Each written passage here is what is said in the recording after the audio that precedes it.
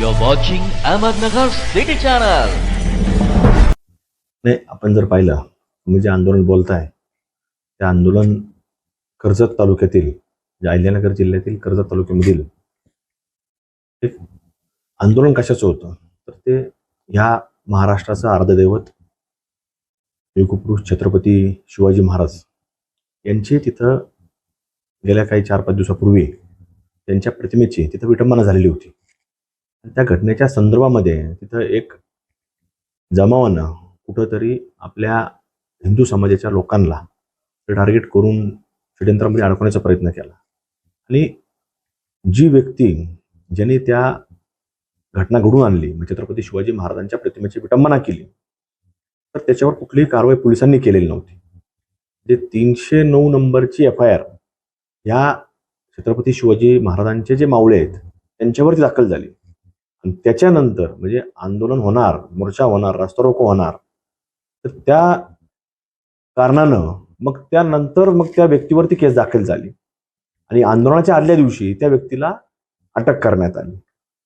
म्हणजे हे कुठंतरी होत असताना म्हणजे 4-4, 5-5 दिवस उलटून गेल्यानंतर त्याला अटक करायची नाही, त्याच्यावर कारवाई करायची नाही आणि हिंदू समाजाला टार्गेट करायचं. इथल्या स्थानिक जे काही पोलीस आहेत ते अशा प्रकारे करतायत. त्यामुळे ही घटना घडलेली आहे आणि ही घटना आपण पाहतो की ज्या महाराष्ट्रामध्ये ज्या देशामध्ये छत्रपती शिवाजी महाराजांचे पुतळे म्हणजे अगदी डिफेन्सवाले म्हणजे मिलिटरीचं आमचं सैन्य आहे ते जम्मू सारख्या ठिकाणी काम करतात, नोकरी करतात, तिथं सुद्धा त्यांनी पुतळे उभे केले.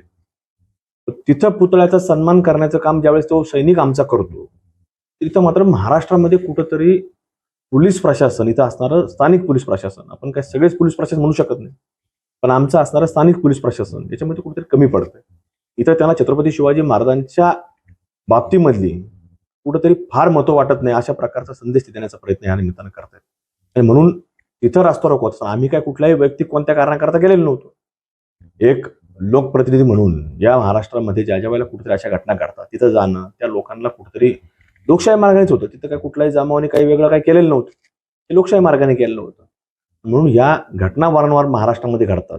आज आपण जर पाहिलं तर अहिल्यानगरमध्ये जी घटना काही दिवसांपूर्वी घडली तर याच्यामध्ये धीरजसिंग परदेशी यांचं देखील दुर्दैव अत्यंत दुर्दैवी घटना होती. क्रूरतेने त्यांच्यावरती हल्ला करण्यात आला, प्राणघातक हल्ला करण्यात आला.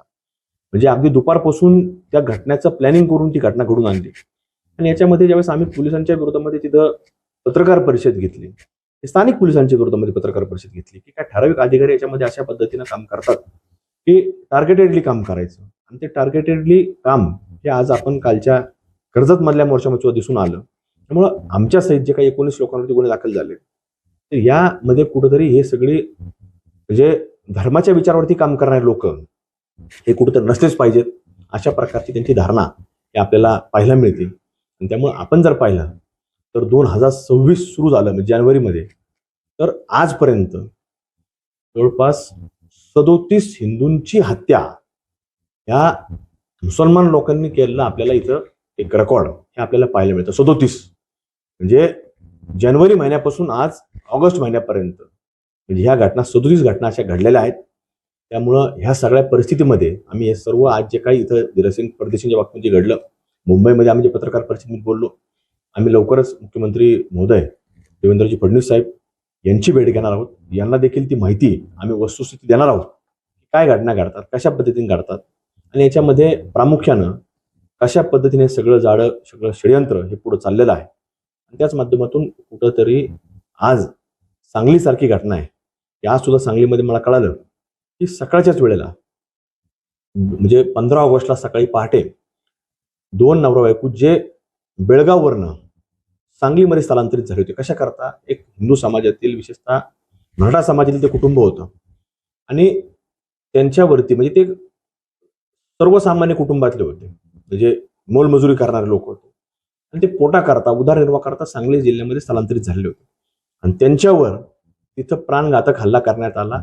त्याच दिवशी त्या महिलेचा मृत्यू झाला पहाटेला म्हणजे तिच्या मुलीला झेंडावंदनला जायचं. 15 ऑगस्ट स्वातंत्र्य दिन आहे आणि स्वातंत्र्य दिनाच्या दिवशी त्या मुलीच्या आईवरती प्राणघातक हल्ला झाला, वडिलावर झाला. त्या मुलीचा दुर्दैव त्या मुलीच्या आईचा त्या दिवशी निधन झालं आणि आज सकाळीच मला कळालं की ते जे वडील जखमी होते त्या मुलीचे, त्यांचं सुद्धा आज सकाळी निधन झालेलं आहे. म्हणजे या घटना अशा वारंवार घडतात. म्हणजे या सगळ्या बाबतीमध्ये आपण विचार करावा लागणार आहे की इथं आमचा हिंदू समाज किंवा धर्माचं कार्य करणारे लोक हे कुठपर्यंत सुरक्षित आहेत, याच्या बाबतीत देखील आज कुठंतरी हे सगळं कार्य पुढे जात असताना, काम पुढे जात असताना सरकारपर्यंत पोहोचवा लागणार आहे. मुख्यमंत्री महोदयांपर्यंत आम्ही पोहोचवणार आहेत.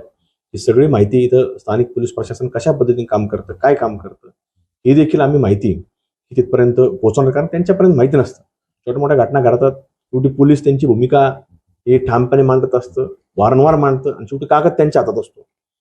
कागद एकदा लिहून रंगवून पाठवला की त्यांच्या हातात असतो. केलं का नाही केलं ते समोरची व्यक्तीला सिद्ध करावं लागतं. या सगळ्या वस्तुस्थिती आम्ही गृहमंत्री आणि योगायोगाने जे मुख्यमंत्री आहेत फडणवीस साहेब यांच्यापर्यंत आम्ही सगळी माहिती पोहोचू आणि आम्ही या ठिकाणी असणाऱ्या सर्वच हिंदू समाजाला खरं तर आमचं म्हणजे सांगणं असेल, उद्याच्या काळामध्ये याच्यामध्ये परिस्थिती बदल झाली नाही तर आपल्याला भविष्यामध्ये म्हणजे प्रभू श्रीरामांचं धनुष्यबाण, त्याच प्रकारे छत्रपती शिवाजी महाराजांची तलवार आणि हनुमानाची गादा ही उचलण्याकरता कुठेतरी प्रशासनाने आम्हाला भाग पाडू नये, हिंदू समाजाला भाग पाडू नये. हिंदू समाजाचा विचार करावा लागणार आहे. या 37 घटना जानेवारी महिन्यापासून ऑगस्ट महिन्यापर्यंत जर महाराष्ट्रामध्ये घडत असतील तर आज हिंदूंच्या बाबतीमध्ये, सुरक्षिततेच्या बाबतीमध्ये फार मोठा प्रश्नचिन्ह आज निर्माण होतोय. म्हणजे 37 घटना जर महाराष्ट्रात घडत असतील तर म्हणजे आज फार मोठं हे आव्हान हे हिंदू समाजासमोर आहे. त्यामुळे आम्ही लवकरच मुख्यमंत्री फडणवीस साहेब यांची भेट घेऊ आणि ह्या सगळ्या बाबतीमध्ये कुठंतरी आम्ही त्यांच्या कानावर ह्या सगळ्या गोष्टी आम्ही घालणार आहोत. त्यामुळं ह्याच्याने असं काही नाहीये की हे सगळं कार्य कुठंतरी त्यांनी रास्ता रोकाचा गुन्हा दाखल केला म्हणजे ते कार्य थांबल, इतर अन्य कुठले गुन्हे दाखल केले म्हणजे ते थांबल. हे कार्य आज जरी मी असलो करत राहणार, उद्या मी नसलो दुसरे करत राहणार, लोक राहणार. शेवटी अशा पद्धतीनं थांबवण्याचा प्रयत्न हा म्हणजे अगदी स्वातंत्र्य नव्हतं त्यावेळेसपासून चालू होता आणि आजही तो चालू. त्यामुळं ह्याच्यामध्ये ते काही कोणाच्या वाचून कुठलं काम हेतलं धर्मकार्यातलं अडणार आहे असं कदापि होऊ शकत नाही. कुणी याच्यामध्ये असं त्यांना वाटत असेल की आम्ही यांना खचू त्यांना खचू, तर प्रशासनाला असं वाटत असेल, इथल्या स्थानिक प्रशासनाला, आमच्या अहिल्यानगरच्या इथले स्थानिक जे अधिकारी वर्ग आहे त्यांना जर असं वाटत असेल तर मला वाटत नाही तसं होईल. त्यामुळे त्यांनी अशा घटना घडत असताना कुठंतरी आज धीरसिंग परदेशींच्या केसमध्ये मी जसं मुंबईला पत्रकार परिषद घेतली तर त्यावेळेसपासून या लोकांनी कुठंतरी आपल्याला पाहायला मिळतंय की वेगळ्या पद्धतीनं याच्यामध्ये फार लूप हॉल, म्हणजे ह्या केसमध्ये देखील धीरसिंग परदेशींच्या बाबतीमध्ये फार लूप हॉल ठेवलेले आहेत. एवढे म्हणजे समोरच्या बाजूने एक वेगळं झुकतं माप दिलेलं आहे. म्हणजे आजही त्या केसच्या बाबतीमध्ये फार मोठा प्रश्नचिन्ह आजही निर्माण आहे. याच्यातले आरोपी जर आपण पाहिले तर ते वेगळ्या प्रकारचे आरोपी आहेत. ते अजूनही पोलीस सांगायला तयार नाहीत की कुठले आरोपी आहेत, कशा प्रकारे त्यांची हिस्ट्री काय. म्हणजे पहिल्या दिवसापासून पोलीस असे सांगत होते की ह्यांच्यावर कुठलीच केस नाही, पण त्यांच्यावर अत्यंत वाईट केसेस आहेत.